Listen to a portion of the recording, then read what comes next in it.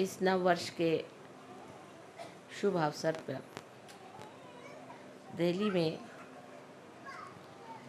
हमारा आना हुआ और आप लोगों ने जो आयोजन किया हुआ है, ये एक बड़ी महत्वपूर्ण घटना होनी चाहिए।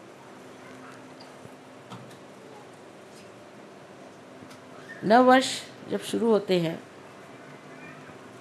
तो उस वक्त कोई न कोई नवीन बात, नवीन धारणा, नवीन सूझबूझ मनुष्य के अंदर जागृत होती है। वो स्वयं स्फूर्त होती है। जिसने भी नवीन वर्ष की कल्पना बनाई है, वो कोई बड़े भारी दृष्टा रहे होंगे जो ये सोच करके कि ऐसे अवसर पर प्रतीक रूप मनुष्य के अंदर एक नई उमंग, एक नया विचार, एक नया आंदोलन जागृत हो जाए। ऐसे अनेक नवीन वर्ष आए और गए, नई उमंगें आईं, नई धारणाएं आईं और ख़त्म हो गई। मनुष्य की आज तक की जो कुछ धारणाएं रही हैं, एक परमात्मा को छोड़ के बाकी सब एक मानसिक क्रियाएं रही या बौद्धिक प्रक्रियाएं रही। मनुष्य अपने बुद्धि से जो भी ठीक समझता था, उसका आंदोलन एक नवीन कल्पना समझ करके चलाता था। वो आंदोलन कुछ दूर तक जाके फिर न जाने क्यों हठात उसी विशेष व्यक्ति को और उसी समाज को या उस समय में रहने वाले लोगों पर आघात करता। इसका कारण क्या था, ये लोग नहीं समझ पाते। लेकिन आज हमें इसका साक्षात बहुत ज़्यादा अधिक स्पष्ट रूप से हो रहा। जैसे कि धर्म की व्यवस्था हुई। धर्म की व्यवस्था में मनुष्य ने जब भी बुद्धि और मानसिक शक्तियों का उपयोग किया तो बुद्धि के दम में वो एक वाद विवाद के क्षेत्र में बढ़ गया और अनेक वाद विवाद शुरू हो गए। अगर सत्य एक है तो पंथ इतने क्यों हुए, इतने धर्म क्यों हुए, उन धर्मों में भी इतने और भी जाति भेद क्यों हो गए। ऐसे भेद करते करते न जाने दुनिया में कितने ही गुट जम गए हैं, जिसका समझ में नहीं आता है। किसी से पूछते हैं कि आप साहब कौन धर्म के हैं, तो आपको ऐसे धर्म का नाम बताएंगे कि जो आपने कभी सुना भी नहीं। ऐसे धर्म धीरे धीरे मेरे ख्याल से हर एक नवीन वर्ष में ही उत्पन्न होते गए, क्योंकि मनुष्य की बुद्धि हर एक नवीन वर्ष में कोई न कोई नया उमंग लेकर पैदा हो। इसी प्रकार हमारे बुद्धि से राजनैतिक क्षेत्र में भी बहुत सी नई नई उमंगें आईं और मनुष्य ने नई नई बातें निकाली। जैसे शुरुआत में माना गया कि चलो एक राजा ही रहे तो अच्छा है, राजा सबको समझ लेगा और राजा से ही सबको बड़ा लाभ होते रहा। फिर देखा कि जिसको राजा बनाया वही दुष्ट निकला, उसी ने सताना शुरू कर दिया। फिर उनका नहीं, राजा तो ठीक नहीं, इसकी जगह ऐसा करो कि प्रजातंत्र आप चीज़ शुरू। फिर उन्होंने प्रजातंत्र शुरू किया। प्रजातंत्र में देखा गया कि हर एक आदमी अपने को बिल्कुल ऐसा समझता है कि वो स्वयं ही उस प्रजा का संस्थापक है, संचालक है और करता है। अब आप देख रहे हैं कि अमेरिका में कितना आतंक मचा हो, किस कदर हिंसाचार वहाँ चढ़ा हो। अगर पढ़ते हैं तो आश्चर्य होता है कि इस प्रजातंत्र का हाल ऐसा क्यों हो गया, ये तंत्र सारा गड़बड़ क्यों। वही हाल बाद में आप कम्युनिज़्म जो आया वो उसकी एक समझ लीजिए कि दूसरी एक नवीन उमंग लेकर के संसार में आया कि अब हम एक नया ऐसा संसार बसाएंगे जिसमें सब मनुष्य में समानता आ जाए, उनमें कोई भी तरह का फ़र्क न रहे, खाने पीने में हर चीज़ में एक जैसा हो जाए, और उसके अलावा उसको कोई स्वतंत्रता नहीं है। अगर वो स्वतंत्र हो गया तो स्व के तंत्र में वो गड़बड़ हो जाता है, इसलिए उसकी स्वतंत्रता हटा दी जाए। क्योंकि मनुष्य को जब एकदम मूर्ख समझा जाए तभी ऐसा हो सकता है। फिर मनुष्य मूर्ख नहीं है, वो तो हर जगह, उसको आप जितना दबाइएगा उतना वो खोपड़ी पे चढ़ेगा। तो ये भी चीज़ कुछ बन नहीं पड़ी, वो भी नहीं बनी, ये भी नहीं बनी। इस तरह से जहाँ देखते हैं वहीं आतंक है। धर्म के मामले में तो आप देख रहे हैं कि किसी के धर्म की हालत देख करके लगता ही नहीं कि परमात्मा भी कोई चीज़ हो सकती जो एकमय हो और केवल हो, इसके लिए सब लोग आपस में सर काट रहे हैं, सबको मार डाल रहे हैं। तो ये कारण क्या है? जब चीज़ आपकी एक बहुत ही ज़्यादा सुष्ट रूप से नवीनतम संसार में आई है, तो इस नवीनतम चीज़ में और इस नावीन्यपूर्ण चीज़ को इस कदर गंदी, मैली, कुचैली करके क्यों संसार में आँखों में नज़र आ रही है, उसका ऐसा हाल क्यों हो रहा है?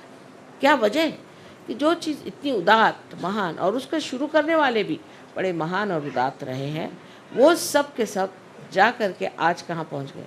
जैसे अमेरिका में मैं सोचती हूँ कि बहुत बड़े इंसान हो गए, इनको हम कहते हैं अब्राहम लिंकन, बहुत बड़े आदमी थे, रियलाइज सोल थे। उन्होंने सीधी चीज़, इतनी बढ़िया चीज़ संसार में ला दी, इतना बड़ा काम कर दिया, लेकिन अब जो है वहाँ देखते हैं तो सोचते हैं जो उन्होंने किया था पता नहीं उसको किस तरह से इन लोगों ने एकदम विद्रूप और कुरूप करके रख दिया। एक ये बात हो गई।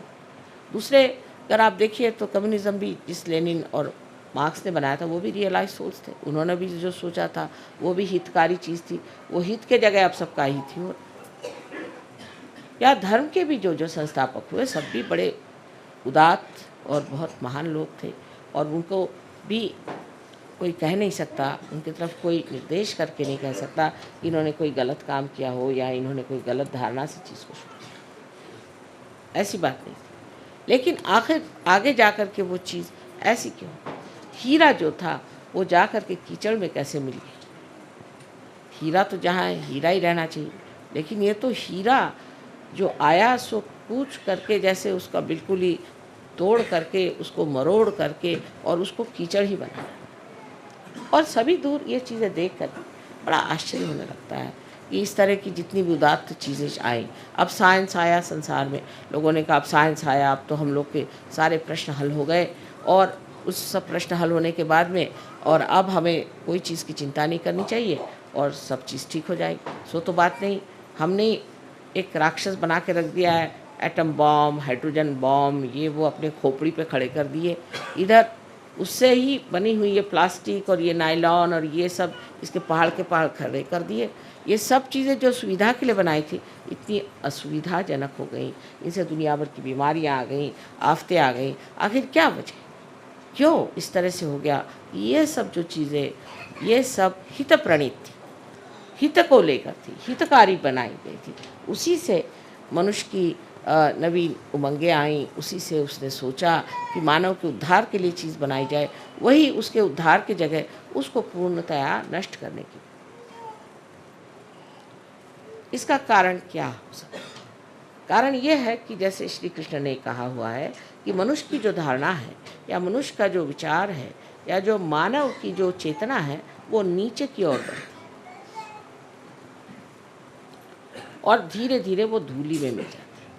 ये उन्होंने कहा नहीं, ये मैं कह रही, क्योंकि आज वो साक्षात है उसको। श्री कृष्ण ने भी जो धारणाएं रखी वो भी धूली में मिल गई, राम ने जो रखी वो भी धूली में मिल गई।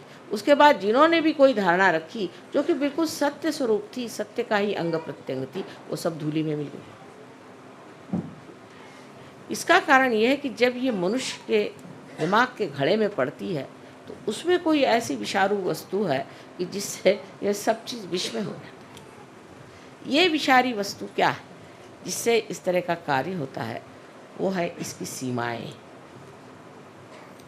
हर चीज़ की सीमा होती है, इसी तरह बुद्धि की भी सीमा होती है, और इसीलिए इस सीमा में बंद करके वो चीज़ घुट करके और नष्ट हो जाती है। जैसे कि अंगूर का सुंदर स्वाद वाला रस भी अगर एक घड़े में बंद कर दिया जाए तो उसमें उसकी शराब बन के उसका नशा चढ़ जाता है।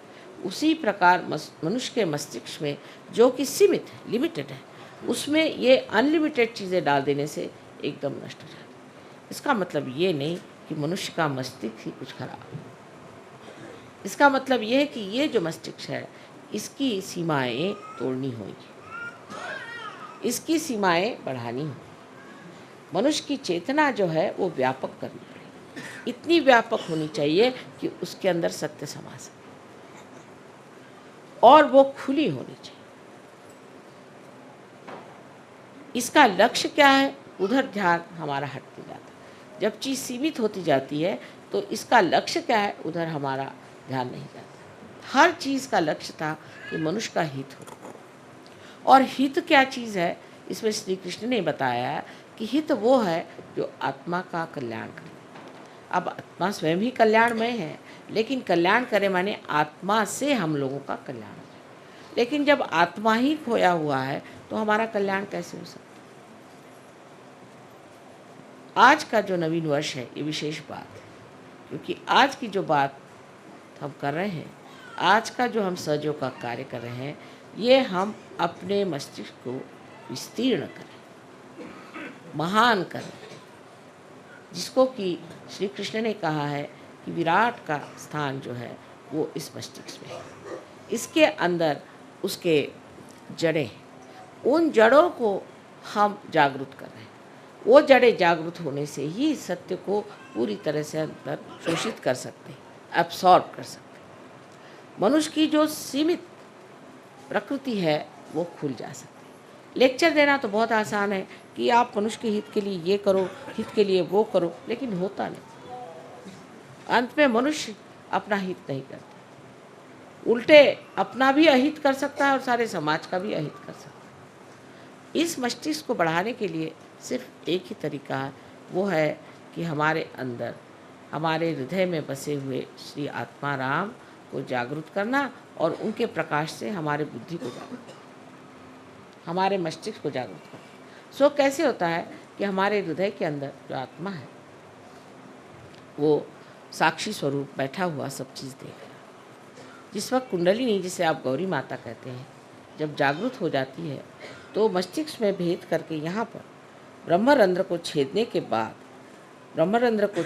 बाद यहाँ पर जो परमात्मा का वास है उसे आलोकित कर। परमात्मा का ही प्रतिबिंब हमारे हृदय में आत्मा स्वरूप। जैसे ही हमारा आत्मा जागृत हो जाता है तो इस आत्मा के चारों तरफ ये 7 चक्र के आलोक, 7 चक्र के मंडल वो भी जागृत हो जाते हैं। और ये 7 चक्रों की जो पीठ है वो हमारे मस्तिष्क में है, क्योंकि वो भी जागृत हो जाते हैं, इसीलिए ये 7 मंडल भी हमारे हृदय में जागृत हो जाते हैं। ये मंडल जागृत हो जाने से ही हमारी जो नसें हैं या हमारी जो ब्रेन है वो एक तरह से अति सूक्ष्म तरीके से खुल जाता है और उसके अंदर शोषण करने की शक्ति बढ़ जाती है। सत्य को शोषण करने की शक्ति बढ़ने से ही मनुष्य सत्य पे खड़ा हो सकता है। आज तक मनुष्य सत्य पे खड़ा नहीं हो पाया। सत्य को सुनता है, जानता है, देखता है, पर उस पर खड़ा नहीं हो सकता। सत्य को आत्मसात करने के लिए आत्मा की जागृति होनी चाहिए और वो आज सहयोग में हो गई, सहज में ही हो गई कहना चाहिए, जो इतने लोग आत्मा को प्राप्त हो गए। आत्मा को प्राप्त होने से वो शक्ति आपके अंदर जागृत होती है जिससे आप सत्य को आत्मसात कर सकें। जो आज डेमोक्रेसी का सत्य है वो सत्य आपके अंदर जागृत हो गया। माने ये कि दूसरा कौन है? दूसरा कौन है? सब तो हम ही हैं, हमारे ही अंदर सब कुछ है। जब आपको सामूहिक चेतना आ गई तो उसमें कम्युनिज्म का भी सत्य आ गया। जब आपके अंदर ही आ गए, वो सत्य आप ही के अंदर प्रकट हो रहा है। जब आप उसको देख करके, जान करके कह सकते हैं कि इस आदमी में कौन से दोष है। और जब आप अपने को जानने लग गए, जब आप अपने को देखने लग गए, आप जब अपनी ही स्वतंत्रता को प्राप्त हो गए, तो आप में डेमोक्रेसी का भी जो सत्य है वो भी जागृत हो। तो स्वतंत्रता भी आ गई और एक तरह से पर का तंत्र भी आपके हाथ में आ गया। दूसरों का जो तंत्र है वो भी आपके हाथ में आ गया और आपकी स्वतंत्रता भी आप जान पड़े, क्योंकि अपना भी स्व का तंत्र आपने जाना। शिवाजी कहते थे स्वधर्म ओळखाओ, स्व का धर्म जानो। स्व का माने अपने आत्मा का धर्म आप जानो। और आत्मा का धर्म जो है, कहने को तो स्व है, लेकिन ये जागतिक विश्व का आत्मा है। जो विश्व का आत्मा है वही हमारे हृदय में बसा हुआ है। उसमें जागते ही जो विश्व की भावना, जिसको कि हम एक बड़ा भारी उदात्त उदाहरण और उसको बहुत बड़ी एक फिलॉसफी समझते थे, एक तत्वज्ञान के रूप से जिसे जानते थे, वो साक्षात हमारे अंदर विराजमान हो, वो हमारे अंदर चमक गया। हमें उसके लिए कहीं कोई किताब पढ़ने की ज़रूरत नहीं, किसी को जानने की ज़रूरत नहीं। देखते साथ जानते हैं कि ये कहाँ है, ये कहाँ, इनका क्या चल रहा, उनका क्या मामला हो रहा। यहाँ बैठे बैठे आप सारी दुनिया को जान सकते हैं। इसमें कोई बड़ी भारी आश्चर्य की बात नहीं, कोई विशेष बात नहीं। अब अगर आप मेरे लिए कहेंगे तो मुझे तो ये लगता है मैंने तो कुछ कहा नहीं, क्योंकि मैं जैसी हूँ सो हूँ ही, वो तो अनादि से ऐसी ही हूँ।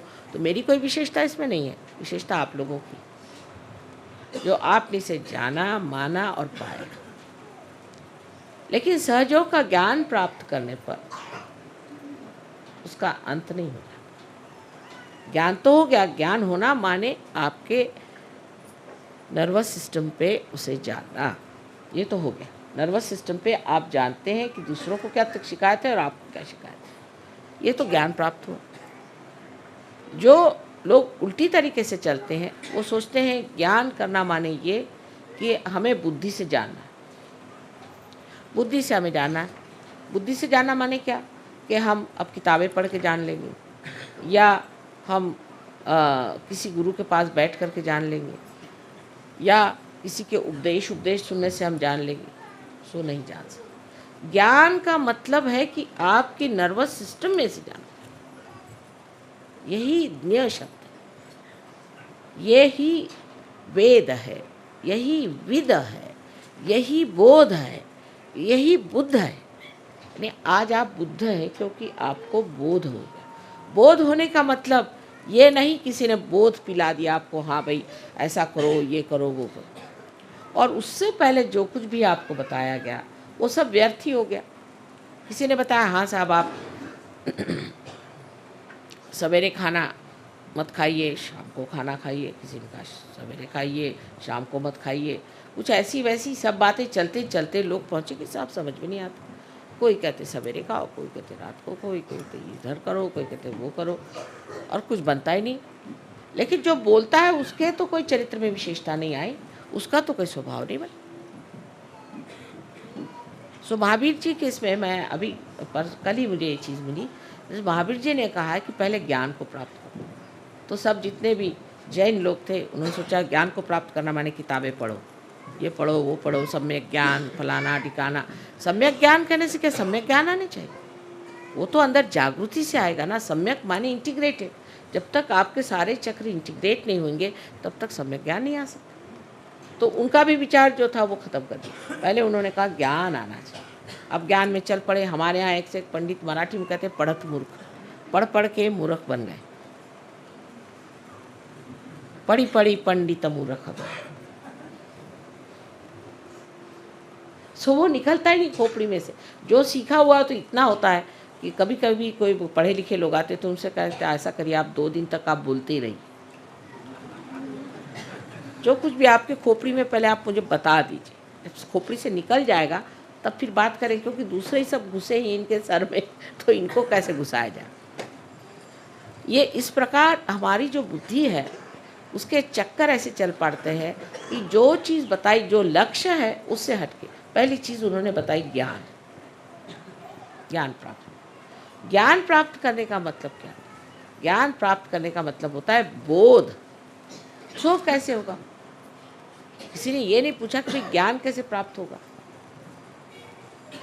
श्री कृष्ण ने भी साफ तरीके से नहीं कहा कि कुंडलिनी का जागरण होना चाहिए। वो ज़माना नहीं था सिर्फ अर्जुन से उन्होंने बात करी, क्या दुनिया के लिए नहीं की थी कि अब लोग बैठ करके सबको गीता सुनाते हैं? सिर्फ अर्जुन के लिए कहा था। अर्जुन एक रियलाइज सोल था, उससे बात करी। और नॉन रियलाइज से तो उन्होंने बात नहीं करी, एक अर्जुन से बात करी। और वो सारे अब दुनिया भर को आप जिनका रियलाइजेशन नहीं हुआ, जो अंधे हैं, उनसे आप बताइए कि हाथ में आपके सांप है, आप छोड़ दीजिए। आप छोड़ दीजिएगा? कभी नहीं छोड़ सकते। तो शुरुआत ही नहीं हुई किसी चीज़ की, अभी शुरुआत ही नहीं। जब शुरुआत हुई तो आपने देखा कि हाँ चीज़ ठीक है, आँख खुलते ही बाप रे हाथ में सांप है, आपने छोड़ दिया। लेकिन उल्टे लोग सांप ही को पकड़े रहेंगे जब तक अंधापन है। अंधेपन का मतलब है कि बोध नहीं है, आपकी नसों में अभी तक वो सामूहिक चेतना का बोध नहीं है। जब तक ये बोध एक नया आयाम, एक नया डायमेंशन है, ये जब तक आपके अंदर जागृत नहीं हुआ, कोई सा भी सत्य सुनने के लिए बड़ा अच्छा लगता है, एंटरटेनिंग जिसको कहते हैं, बड़ा मनोरंजक होता है, लेकिन वो घुसता नहीं अंदर, वो बैठता नहीं अंदर। सुनने के लिए लेक्चर सुन लेंगे और जा करके जब वो ख़त्म हो जाएगा तो फिर जहाँ थे जैसे थे। अब पहली चीज़ जो बोध की हुई, तो बोध के बाद ही आपका चरित्र अपने आप बनता है। उसमें भी उन्होंने गड़बड़ कर दी कि चरित्र बनाओ, चरित्र बनाओ। अब चरित्र बनाने में उनका भी चरित्र बनाओ, किसी ने कहा अच्छा पगड़ी बांधो, किसी ने कहा काशाय वस्त्र पहनो, किसी ने कहा कि बोधी रखो, किसी ने ईसाइयों ने कहा कि वो इस तरह की हैट पहन के घूमो, पता नहीं क्या क्या। अब वो सब कर रहे हैं, सारे कर्म कांड कर डाले और देखा कि नर्क की ओर घुसे चले जा रहे हैं, सब कर्म कांड करते, सब नर्क की ओर रास्ता बना चला जा। कोई सा भी ऐसा धर्म मैंने आज तक नहीं देखा कि जो स्वर्ग की ओर आरोहण हो रहा, सभी नर्क की ओर सीधे चले जा रहे। ईसाइयों से कहा भाई तुम लोग शराब क्यों पीते हो? तो कहने क्यों साहब, शराब में क्या खराबी है? ईसा मसीह ने शराब बना करके और लोगों को पिलाई थी। मैंने कहा कब बनाई थी? कल एक शादी में गए थे, वहाँ लोगों को उन्होंने वाइन पिलाई थी। अब हिब्रू भाषा में वाइन कहते हैं इसके रस को, अपने द्राक्ष के रस को, अंगूर के रस को कहते हैं वाइन, हिब्रू भाषा। अब सोचिए कि अकल लगाने की बात है, जो एक क्षण में कोई चीज़ बन जाए, वो कैसे अल्कोहल हो सकती है, वो शराब कैसे हो सकती है? अल्कोहल को तो सड़ाना पड़ता है, बगैर सड़ी हुई चीज़ होती है ना अल्कोहल। सड़ा हुआ अंगूर ही बना सकते हैं ना, वो सड़ने के लिए तो टाइम चाहिए। उन्होंने तो ऐसे हाथ रखा और दे दिया, जैसे आपके माँ के साथ भी हुआ। अभी हम रोम गए थे, तो वहाँ जिस गवर्नमेंट ने काफ़ी मदद की और उन्होंने कहा कि इनका आप ब्रॉडकास्ट करिए, तो वो जो डायरेक्टर साहब थे उन्होंने कहा हमें आप पहले रियलाइजेशन दीजिए, तब हम फिर आपका सब करेंगे। कहा अच्छा ठीक है। तो हमने कहा अच्छा ज़रा पानी मंगाओ। पानी में हमने हाथ फेरा तो उन्होंने पिया, तो कहती ये पानी है क्या? मैंने कहा क्यों? नहीं ये तो कहने वाइन जैसे लग रहा है।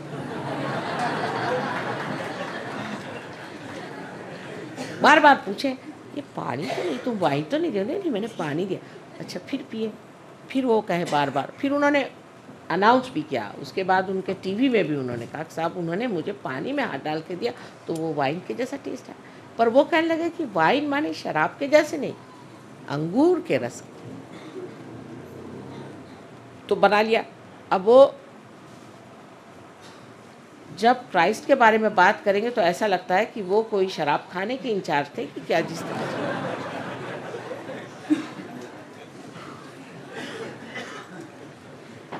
उसी प्रकार हरेक धर्म में, अब सिख धर्म में बताया गया कि आप अपनी रक्षा के लिए कृपाण रखें, इसलिए क्योंकि उस वक्त उन पे हर तरह के आघात होते थे।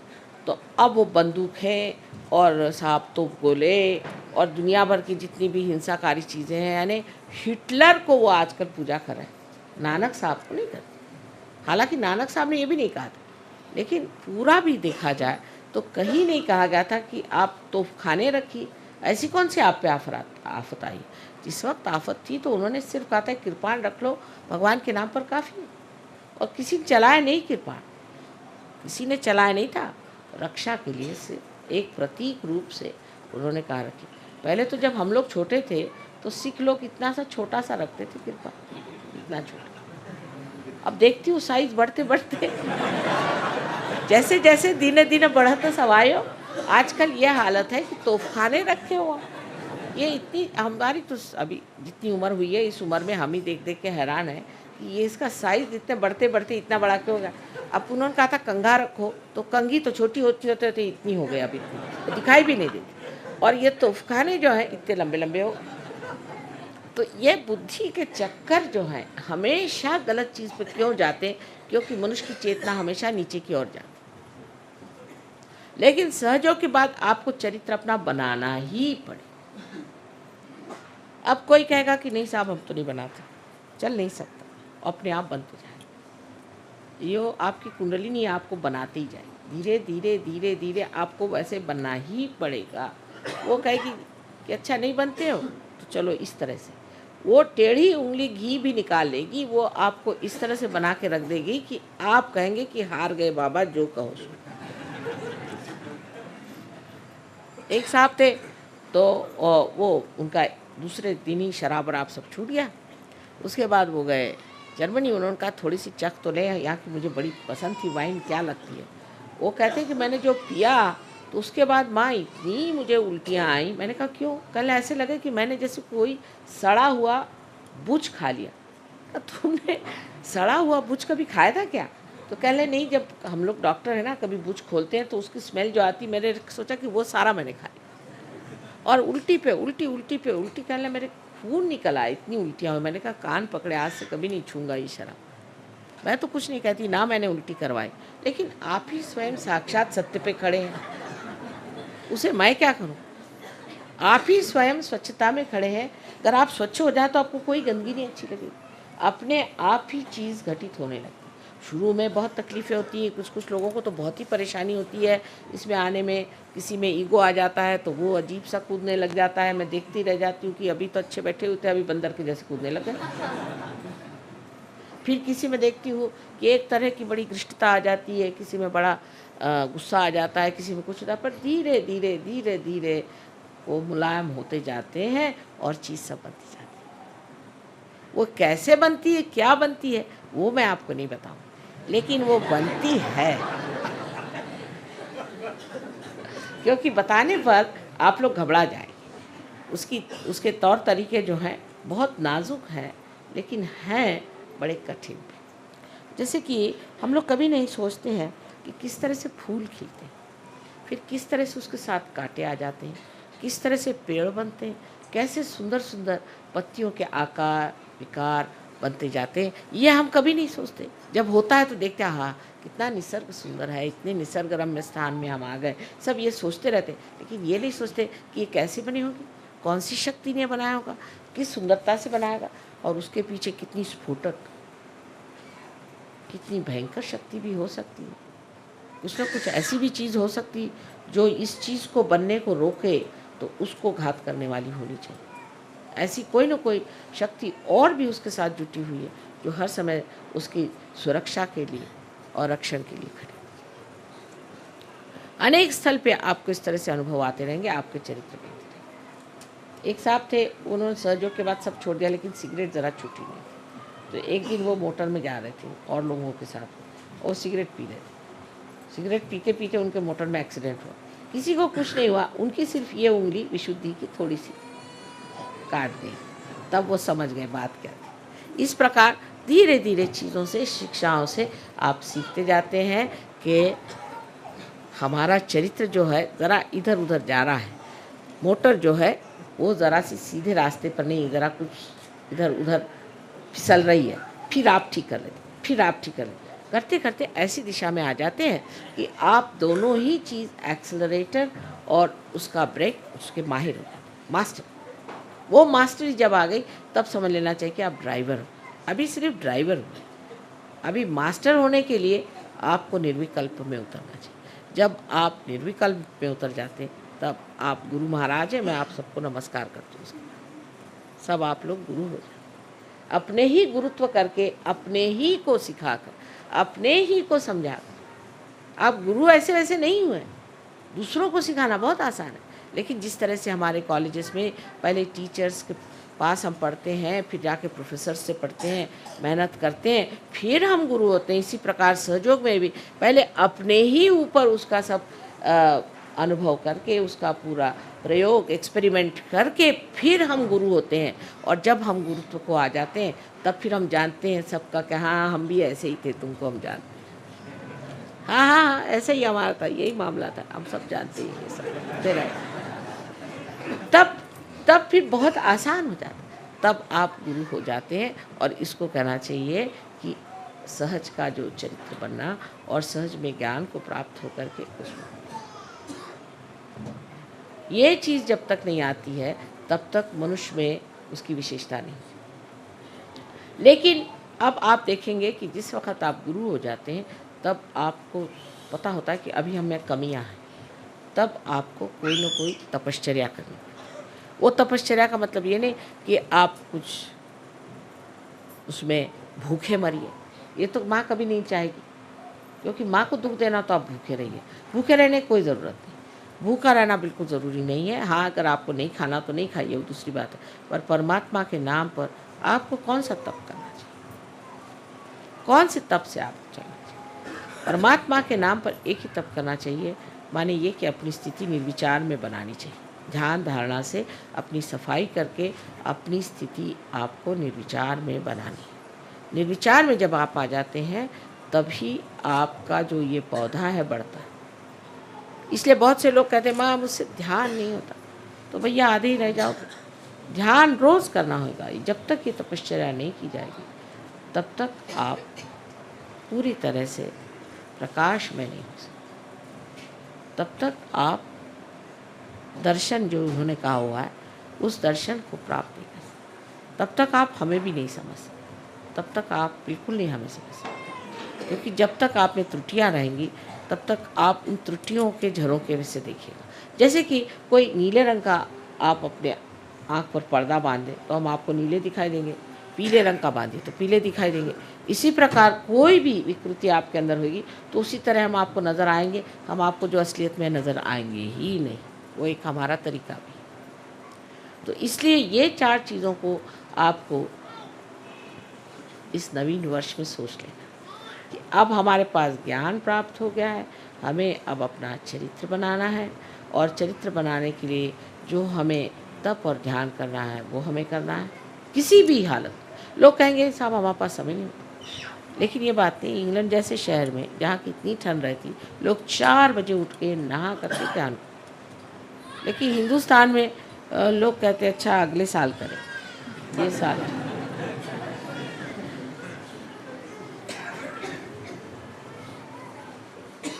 और जैसे जैसे हम उत्तर की ओर बढ़ते हैं लोग तो सोचते हैं कि अरे क्या ज़रूरत है, हम तो कैलाश की तरफ बैठे हुए हैं, हमको क्या ज़रूरत है। ये दक्षिण वाले करते रहे मेहनत, हम तो उत्तर में बैठे हैं। उत्तर प्रादेशिक लोग जो हैं, तो जितने भी उत्तर में लोग बैठे हैं उनको पता होना चाहिए कि हालांकि कैलाश उत्तर में है लेकिन दृष्टि उनकी दक्षिण में है, इसलिए उनको दक्षिण मूर्ति कहते हैं। इसलिए चाहिए कि आप लोग भी अपनी ओर उनकी दृष्टि लाएं। उनकी दृष्टि आपके ओर लाने के लिए थोड़ी सी योग्यता होनी चाहिए और उस योग्यता में शुद्ध इच्छा होनी चाहिए। यही गौरी स्वरूपा कुंडलिनी आपके अंदर जो शुद्ध इच्छा है उसको आपको जागरूक करना। जो चीज़ मिसिंग है जो हमारे यहाँ, जिसके बारे में हमें सतर्क होना चाहिए, उसे कहते हैं डिसिप्लिन। दुनिया भर के कायदे कानून हमें आते हैं, आधा वर्ष कैसे कहना और आप आइए हमारे गरीब खाने कैसे कहना, ये सब आता है। लेकिन ये चीज़ हमें नहीं आती है कि हमें अंदर का जो डिसिप्लिन है वो लाना पड़ेगा। अंदर का डिसिप्लिन वो इसलिए नहीं आया है कि गंगा यहाँ बहती है, गंगा जी किनारे रहते हैं तो हमको कौन छू सकता है। जिस देश में गंगा बहती है हम उसके बासी हैं, अब हमको कौन छू सकता है। इस तरह के अहंकार की भावनाओं से मनुष्य का जो डिसिप्लिन का पार्ट है वो चला गया। वो बहुत ज़रूरी हमारे यहाँ बैठना है। और दूसरी चीज़, यहाँ राजकीय आंदोलनों की वजह से जो कि आजकल बहुत ज़्यादा बढ़ गए हैं, न जाने कितनी पार्टियाँ हो गई। रोज़ ही ये देखती हूँ आज एक पार्टी आ गई। जब मैं आती हूँ तो मैं पूछती भाई कितनी पार्टियाँ हो गई, सब बता दो, मुझे तो कोई समझ भी नहीं आता। परसों एक साहब मिले तो वो पूछने लगे आप कौन सी पार्टी में हैं। मैंने कहा भाई मैं तो कोई पार्टी में नहीं हूँ। तो कह ले मैं फलानी पार्टी में हूँ। मैंने कहा अच्छा ये किसकी पार्टी मुझे बता दीजिए, मुझे तो आज तक मैंने कान पे भी नहीं सुना किसकी पार्टी। तो उन्होंने कहा पहले वो पार्टी थी, फिर उसकी ये पार्टी हुई, फिर उसकी इतनी पार्टियाँ हुई, करते करते 16 पार्टी पे, उसमें से एक पार्टी में वो हुआ। मैंने कहा नमस्कार, मुझे ये ज्ञान नहीं था सब चीज़। तो ये सब चीज़ होने से हम भी पार्टीबाजी। और आज जो दूसरा दिन है वो बड़ा ही सुंदर है। आपसे पहले ही मैंने बताया था कि हमें अब भाई बहन का रिश्ता तो समझ में आता है, लेकिन भाईचारा कम, भाईचारे का रिश्ता कम है। बहनचारा और भाईचारा ये चीज़ें कम है। लोग कहते हैं अगर दो औरतें कहीं रह ली, फिर वो चाहे बहनें हो गया सत्यानाश। लेकिन मैं तो मर्दों को भी देखती हूँ कि कुछ कम नहीं। अब इनकी लड़ाइयाँ और तरह की होती, औरतों की दूसरी तरह की थी। आदमियों की लड़ाइयाँ जब शुरू होती है तो कुछ समझ ही में नहीं आता है कि इसका स्वरूप कहाँ से पैदा हुआ, कुछ अजीब सा ही है।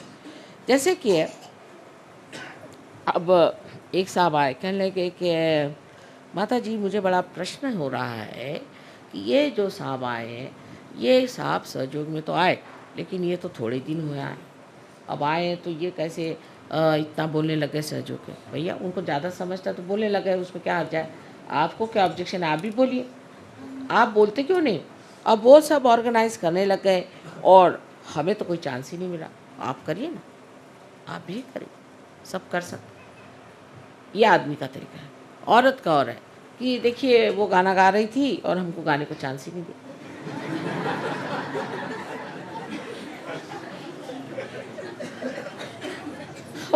दोनों पशुपेश मेरे लिए ये है कि मैं ये सोचती हूँ कि अरे भाई हम बात कर रहे हैं आसमान की और आप बात हम कर रहे हैं कि जाके आपको सितारे बना करके आकाश में हम चमकाएं, और आप लोग मिट्टी के दिए के बराबर भी नहीं बात करोगे तो फिर मैं क्या आगे बोलूँ। मैं तो अवाक रह जाती हूँ जब ये बातें सुनती, मुझे बड़ा आश्चर्य होता है। ये मेरी गर्दन खींच रहे हैं, वो मेरे दबा रहे हैं, वो वहाँ जा रहे हैं, वो ऐसा कर रहे हैं। सबसे पहली बात है माँ को खुश करने के लिए, सबसे पहले आपस में आप भाईचारा और बहनचारा, ये सबसे प्रथम चीज़ आपको मेरी कहने की है कि मेरे लिए आपको अगर वाकई आनंद देना है तो पहले भाईचारे में। अब सहयोग का भाईचारा जैसे चलता है वो इस प्रकार, कोई आया आते साथ, तेरे तो भूत लग गया, तू जा। वो मेरे पास आया, माँ मेरे भूत लग गया। मैं कहती हूँ तुमको किसने बताया, वो गया था मैं, उन्होंने बताया तेरे भूत लग गया, माँ मेरा भूत निकालवा रही। मैंने कहा तुम उन्हीं को कह दो कि तेरे भूत लग गया, तेरे को भूत वूत नहीं लगा, कहाँ है मेरे पीछे पड़ा, नहीं उन्होंने बता दिया मेरे भूत लग गया। दूसरा आएगा कि जो देखो वही मुझे कहता है कि तेरा ये चक्र पकड़ रहा है, माँ मेरा ये चक्र पकड़ रहा है। अरे मैंने कहा भाई तुम क्यों उसको कर,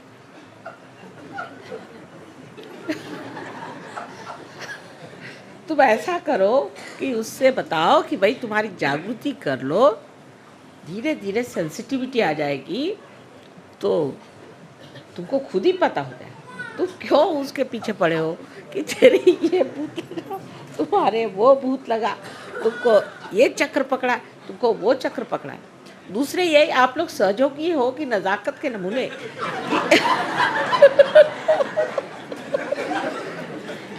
कि एक घर भूत आया तो सारे सहयोगी भाग खड़े हो गए।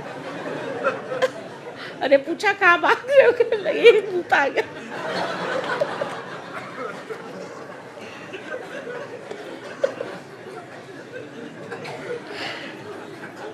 साहब मैं तो भूत की बात ही नहीं करने वाली थी, शुरू से मैंने तय किया था कि मैं भूत के बारे में कहूंगी नहीं।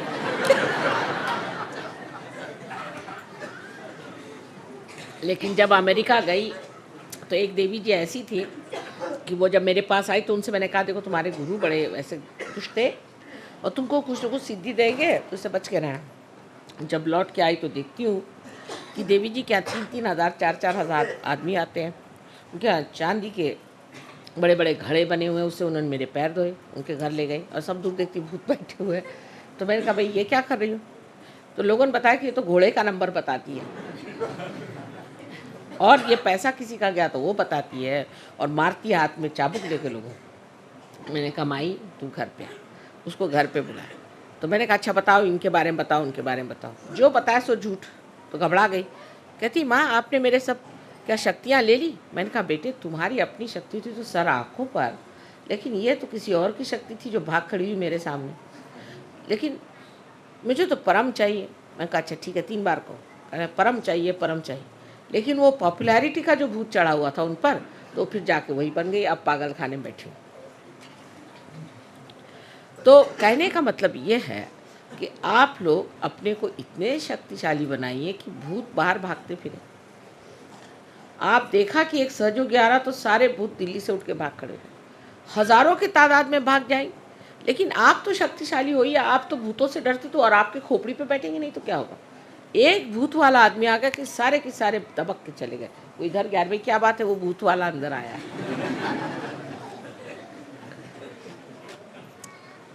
तो ये भाईचारे की बात। अब उसका कारण क्या है? हम अशक्त क्यों हैं? क्योंकि हमारे अंदर संघ शक्ति है।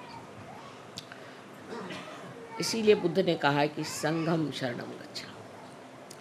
संघ की शक्ति हमारी बनानी चाहिए। हम सब जैसे भी हैं सब मिल करके जुटा। आपने तो कितने किस्से सुने होंगे कि संघ से कितने लोगों ने कार्य करके दिखाए।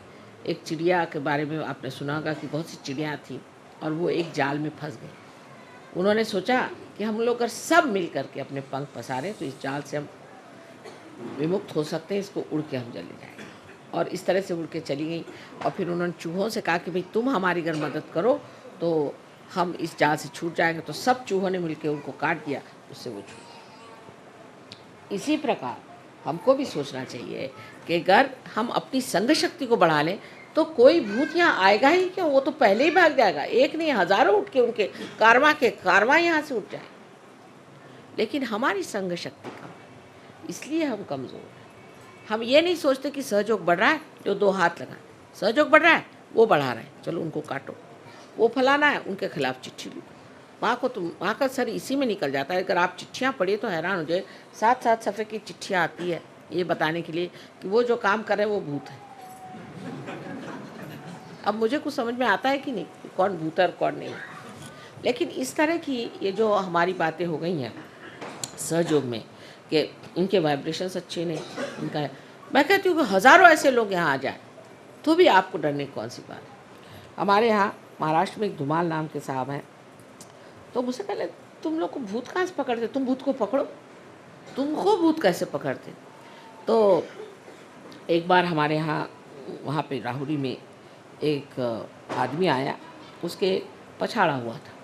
तो वो जब उसमें आया तो बोलने लगा कि ये 3-3 सहयोगी उस रास्ते से जाते हैं, वहीं हम लोग रहते हैं, तो इनसे कहिए कि वहाँ से न जाए, नहीं तो हम लोग जाके डरेगा होती। ये 3 सहयोगी वहाँ से जाते हैं, उनके ऊपर उन्होंने कहा कि हम लोग उस वहीं पेड़ पे रहते हैं, अगर ये वहाँ से जाएंगे तो हम लोग कहाँ रहें। 3 सहयोगी की ये कमाल है। तो आप इतने सहयोगी हैं, और अगर हैं तो किसकी मजाल है किसी सहयोगी के पास फटक जाए। अपनी जो संघ शक्ति है वो बढ़ाइए। अंदर जो भी डर है उसको हटाइए। डर से आप लेफ्ट साइड में चले जाते हैं और आप बुद्ध से बाधित हो जाते हैं। डरना किससे? डरने की कौन सी बात है? बहुत सा हमारा झगड़ा खत्म हो जाए अगर हम किसी से डरें। आपस का झगड़ा खत्म हो जाए अगर हम उस आदमी से न डरें। हमें ये डर लगा रहा था कि हमारी पोजीशन खराब जाएगी। यहाँ कोई पॉलिटिक्स तो है नहीं, यहाँ कोई पोजीशन है नहीं आज कि कोई प्राइम मिनिस्टर बनने वाला है, कि कोई डिप्टी प्राइम मिनिस्टर बनने वाला है, कि कोई मिनिस्टर बदलने वाला है, कि जो सब हालत अपनी अपनी कुर्सी संभाले बैठे हुए हैं। यहाँ तो सबकी कुर्सी जमाने का काम, जिस चीज़ को आसन दिया वो आपका आसन जमाने का कार्य होने वाला है। तो भाईचारे से जब जमने वाली है तो क्यों न भाईचारे में। पिछली मरतबा मैं सबसे मजाक कर रही थी, मैंने कहा कि आप किसको भाई बना रहे हैं बताओ। अब छोड़ो, बहनें तो बहुत बन गया, भाई बना लो। और बहनों को चाहिए कि अपनी भी सहेलियाँ बनाओ। पहले बड़ी सहेली का बड़ा महत्व होता था, आजकल सहेली तो शब्द रहा ही नहीं गया। कोई भी स्त्री से पूछो भाई तुम्हारी कोई सहेली, मेरी कोई सहेली वहेली नहीं। मैंने कहा क्यों सहेली नहीं? नहीं, बात यह है आजकल के ज़माने में कौन सहेली को पाल सकता है, और इसलिए औरतों में पटना यानी असंभव बात। 2 औरतें अगर हो गई तो मेरा तो सर गया। मुश्किल ये हो जाती, न जाने कहाँ से इनको सब बातें मिलती हैं। अब फिर दूसरी बात ये भी होती है कि पुरुष का तरीका जो है वो बड़ा खुला होता है, लेकिन कभी कभी बड़ा ही स्फुटक हो जाता है। उनके तौर तरीके से कभी कभी बड़े ही नुकसान हो सकते हैं, लेकिन स्त्री का तरीका बड़ा अंदर से घुसता हो। जैसे अभी एक आई तो हमें कहने लगी कि एक सहयोगिनी आई थी, तो वो हमसे बता रही थी कि ऑस्ट्रेलिया में एक लड़की की जिसकी शादी हुई थी, उसने अपने हस्बैंड को छोड़ दिया। मैंने कहा अच्छा यही, और जो 51 शादी हुई थी जो अच्छे से, वो कोई खबर बात नहीं, माने वो न्यूज़पेपर का जो तरीका है ना, जो कुछ खराब हुआ वो बिल्कुल पहले लाइन में बड़े बड़े अक्षरों में लिखे, फिर वो इधर जाएंगी, देखा तुमने सुना कि वो जो फलानी उसकी शादी हुई थी वो शादी टूटी। अरे भाई 51 शादी हो गई, वो ठीक हो गई, तुमने कहाँ से सुना? फिर वो जाएगी, तुमने सुना ऐसा हुआ। कोई ये नहीं कहता कि भाई कोई कही और रहे प्रभु आवन की, कोई प्रभु के आने की बात भी करो, वो नहीं। ये सब बातें कि ये गलत हो गया, तुमको पता है उनका उनके साथ हो गया, अरे मैं तो दंग रह गई, ये कैसे हुआ? इस वजह से आपस में स्त्रियों को बड़ा भय, डरती हैं कि कैसे इनसे कहा जाए। अगर घर में कोई चीज़ आ तो छिपा के रख देंगी, कहीं ये देख ले तो इनको इनकी नज़र न। आपस में डर शुरू हो जाता है, और ये जो है इस डर से इतनी ज़्यादा स्त्रियां जिसको कहना विपदग्रस्त है, हर समय परेशान रहती हैं। उसको आप छोड़ दीजिए, एक दूसरों पे भरोसा करिए, एक दूसरों को ट्रस्ट करिए। एक दूसरों को ट्रस्ट करना सहयोग का नियम है। अब देखिए इतना रुपया इकट्ठा होता है सहयोग में, हम लोग भी बहुत सा रुपया देते हैं और उसके ट्रस्ट है। आपको आश्चर्य होगा, मैंने कभी भी ट्रस्ट का हिसाब नहीं देखा आज तक, मुझे भी नहीं मालूम कितना पैसा है। बहरहाल हमारे भाई साहब आजकल चार्टर्ड अकाउंटेंट है, मैं उनसे कहती तुम देख लो, तुमको क्या करना। वो मुझे आके कहता कि अरे क्या कर रहे हो, ये इतने कंजूस लोग हैं, एक भी पैसा नहीं खर्चा करते, और तुम्हारे सहयोगी इतने कंजूस क्यों हैं, इनके ऊपर में इनकम टैक्स आ जाएगा। मैंने कहा इनकम टैक्स को भी हम सहयोग में ले आएंगे। तो सहयोगी कहते लेकिन खर्चा कहाँ करें, कोई बन ही नहीं रहा खर्चे का।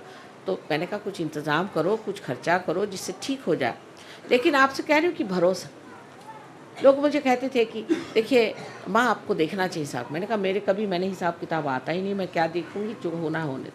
लेकिन कभी एक पैसा इधर से उधर नहीं होता, कोई गड़बड़ नहीं होती इस हिंदुस्तान में। जहाँ पर कि आप किसी से पूछो भाई वो ज़मीन मिल जाएगी, नहीं वो पैसा खाता है। वहाँ गए वो हो जाएगा काम, नल मिल जाएगा, नहीं वो पैसा खाता है। जो सो पैसा खाता है। मैंने कहा कुछ खाना वाना खाता है कि पैसे ही खाते रहते हैं? सभी लोग पैसा खाते रहते हैं। तो ऐसी हालात में भी आपको आश्चर्य होगा कि सहयोग का एक पैसा इधर से उधर नहीं, एक छदाम इधर से उधर। हमारे भाई खुद हैरान है कि भाई हमने तो ऐसे कहीं भी चार्टर्ड अकाउंटेंसी इतनी करते हैं 1000 जगह, ना कोई गोलमाल है, ना कोई गड़बड़ है, ना कुछ ऐसी कायदे की चीज़। ये कहाँ से आया, इतनी ईमानदारी कहाँ से, ये कहाँ से आ गई? ये एक अपने आप चरित्र अंदर बन रहा है, और दूसरा ये माँ का भरोसा, माँ का विश्वास है।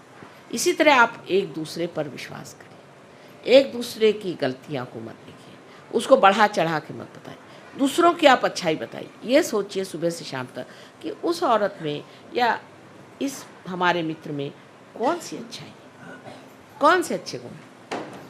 इसका मतलब नहीं आप अपने को दोष दीजिए। बहुत लोगों की ये भी आदत है मैं ही खराब हूँ, मैं बिल्कुल भी नहीं, आप तो बहुत ही बढ़िया। पहली चीज़ आप अपना दोष मत देखिए, लेकिन ये देखिए कि दूसरे आदमी में अच्छाई क्या है, उसके अच्छे गुण क्या है, उससे आप प्लावित हो जाएंगे, उससे आप नरिश हो। लेकिन आप दूसरों के दोष रोज़ गिनते रहेंगे तो सारे दोष आपके अंदर नज़र आ जाएंगे। इसलिए दूसरों से दोस्ती करने में, दूसरों से प्यार करने में, दूसरों से वार्तालाप करने में एक मधुरता लेकर के, एक प्रेम की भावना लेकर के अगर आप करें तो सहयोग बहुत आसानी से बढ़ सकता है, बहुत आसानी से आप इसे पा सकते हैं, और सारे संसार में सहयोग बढ़ सकता है। सारी दारोमदार मेरी आपके ऊपर। मैं क्या कर सकती हूँ? अगर मैं कुछ कर सकती तो मैं आपके हाथ पैर क्यों जोड़ती? लेकिन मैं इसलिए आपसे विनती करती हूँ कि आज शुभ अवसर, इतना सुंदर अवसर है, कि आज नवीन वर्ष भी है और आज ही ये भाई बहन की बात है। अब ये तो हिंदुस्तान में ज़्यादा बताने की ज़रूरत नहीं, एक दो होते हैं ऐसे वैसे जो कि बेकार लोग होते हैं, उनको भाई बहन समझ ही नहीं आती, उनको छोड़ दीजिए, उनको आज नहीं समझ में आएगी, हिंदुस्तान में नहीं समझ में आएगी तो कभी भी नहीं समझ आने वाली। लेकिन जो आप लोगों को समझना है वो ये जो भाई बहन आप बना रहे हैं आज के दिन, आज के जो भैया द्विज आप कर रहे हैं, उसमें आपको ये सोचना चाहिए कि ये भाईचारे की बात है। इस देश में भाईचारे पर अनेक गाथाएं लिखी, किस तरह से लोगों ने मिलजुल करके काम किया। सारा गांधी जी का आंदोलन, सारे 42 का मूवमेंट, सोचिए कितना त्याग लोगों ने किया। हम तो, हमारे फादर खुद ही इसमें पड़े हुए थे, आपसे मैंने पहले भी बताया। तो यह हालत थी कि महलों में रहते रहते फिर जाके झोपड़ी में रहो, लेकिन सारा शहर हमारी साथ, सारा शहर। किसी दुकान में जाओ, अरे आप क्या पैसे दे रहे हैं, पैसे देने बाद में, आपके बाप आएंगे। कोई साड़ी खरीदने जाओ, अरे एक साड़ी ले जाओ बहन, क्या बात है, आपके बाप जब आएंगे तब। कहीं कुछ कभी कमी नहीं उन लोगों ने पड़नी थी, सब हाथों हाथ उठा, यानी सरकारी नौकर, पुलिस वाले सब साथ में पहले ही खबर कर देंगे कि आज आपके यहाँ वहाँ आज आने वाले हैं, हम लोगों को ऑर्डर आ गया है कि आपको वहाँ पर पकड़ने आने का है, या आपके यहाँ हम सर्च में आ रहे हैं, सब चीज़ हटा दो। पहले 24 घंटे पहले ही उसकी खबर आ जाती थी कि भाई यहाँ से हटा दो, और वो खुद ही लाते थे अपनी गाड़ी, पुलिस वाले खुद उसी गाड़ी में उठा कर घुसते गए। वो कहाँ गए, वो हिंदुस्तानी आज कहाँ गए? अगर उस स्वतंत्रता के लिए आपने किया तो ये सारे संसार के स्वतंत्रता के लिए भी तप करने की ज़रूरत है। और सबसे बड़ा तप ये है कि आपसी प्रेम, आपसी प्रेम, आपसी समझदारी, आपसी एक तरह की एकता, आत्मीयता। कोई बीमार पड़ गया दौड़े जाओ सारे, कोई किसी को आफत आई सब दौड़े जाओ। कोई भी चीज़ का शेयरिंग हो तो याद आना चाहिए। जैसे मुझे आप लोग कभी कभी मिठाई देते हैं, कुछ देते हैं, तो मुझे ख्याल आता है कि मैं तो खा रही हूँ, लेकिन सहयोगियों को सब जगह मिठाई शायद नहीं मिल रही होगी। और मुझे फिर कभी ख्याल आता है कि लंदन के सहयोगियों को ये वाले लड्डू बड़े पसंद आते हैं, तो आज नहीं खाएंगे, फिर छोड़ दीजिए। ऐसा ही मन करता है कि क्या है, सारे लंदन के सहयोगी ये लड्डू बहुत शौक से खाते हैं, अब जाएंगे तो बना के उनको खिलाएंगे तभी खाएंगे, तो खाने को मन नहीं करता। इस तरह की एक आत्मीयता, एक अंतर इतनी समाधानकारी थी, इतनी आनंदमय होती। अपने लिए जीने का जो एक तरीका है वो छूट करके सबके लिए जीने का जब तरीका आ जाता है, तभी मनुष्य विशाल हो जाता है। और ये विशालता आप प्राप्त कर सकते हैं सहयोग से। और आज इस नवीन दिवस पर ये विशेषता का एक संदेश अपने हृदय में रखना चाहिए कि आज से हम बहुत विशाल हो जाए और ये विशालता हमारे हृदय में बसे, और इससे हम सारे जितने सहयोगी, हम सब भाई बंद ही नहीं, एक माँ के बेटे हैं, एक सूत्र में बांधे हुए, अत्यंत सुंदरता से संजोए हुए प्यारे प्यारे सब फूल। जब हम अपने प्रति ऐसी सुंदर भावना कर लेंगे और दूसरों के प्रति भी, तभी जा कर के एक सुंदर सा हार तैयार हो सकता है। कोई से भी एक भी फूल उसमें ख़राब हो जाने से गड़बड़ हो जाएगी। इसलिए सब लोगों को इसी धारणा से चलना चाहिए। और हमारा अनंत आशीर्वाद है कि आप सब लोग इस विशेष रूप को प्राप्त करें।